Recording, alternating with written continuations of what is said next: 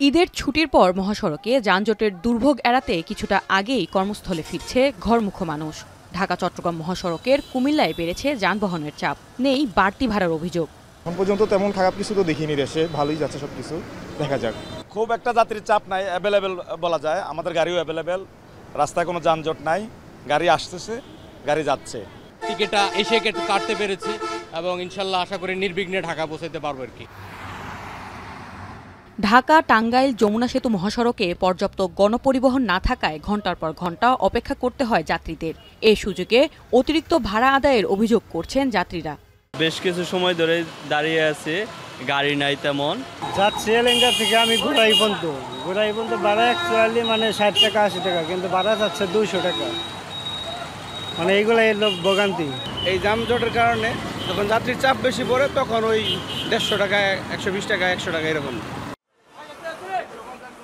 এদিকে সিরাজগঞ্জের কড্ডা মোড় ও হাটিকুমরুল মোড়েও ভোগান্তি পোহাতে হয় যাত্রীদের। বাড়তি ভাড়া নেয়ায় তীব্র গরমে পরিবার নিয়ে দীর্ঘ সময় অপেক্ষা করতে হচ্ছে তাদের। যাত্রীদের অভিযোগ, অনেক পরিবহনই আদায় করছে দ্বিগুণ ভাড়া।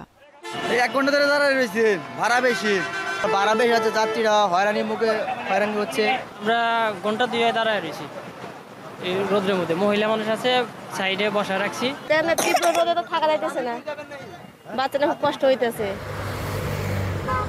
যমুনা সেতুর পশ্চিম মহাসড়কে কোথাও কোনো যানজট না থাকায় উত্তরবঙ্গের জেলা থেকে ভোগান্তি ছাড়া ফিরছেন নগরবাসী। ভোলার ইলিশা লঞ্চঘাট থেকে ঢাকা ও লক্ষ্মীপুর রুটের ছেড়ে যাওয়া প্রতিটি লঞ্চে ছিল কানায় কানায় পূর্ণ। চাহিদার তুলনায় লক্ষ্মীপুর রুটে লঞ্চের সংখ্যা কম থাকায় বিকল্প হিসেবে স্পিডবোট ও ট্রলারে ফিরছেন অনেকে। সুরাইয়া আক্তার, এখন।